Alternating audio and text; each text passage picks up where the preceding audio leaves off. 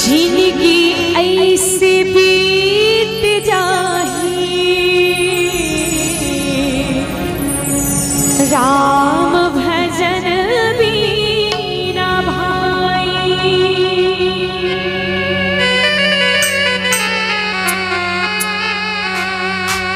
जिंदगी ऐसे बीत जाही राम भजन बीना भाई। जिंदगी ऐसे बीत जाही राम भजन बीना भाई। राम भजन बिना भाई, राम भजन बिना भाई, राम भजन बिना भाई,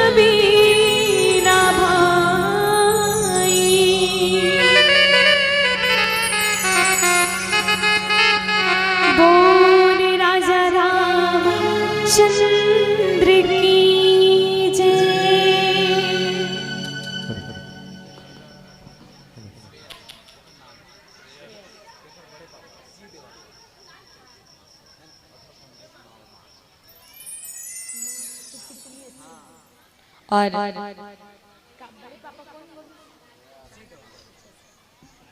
परम आदरणीय श्रेयस जी के बड़े पापा शिव देवांगन जी की ओर से आपकी ओर से सादर भगवान जी के पावन चरण कमल में पूरा देवांगन परिवार की ओर से सादर 501 रुपए की राशि समर्पित कर एक बार ताली के साथ स्वागत हो जाए। बोले राजा रामचंद्र की जय। आओ।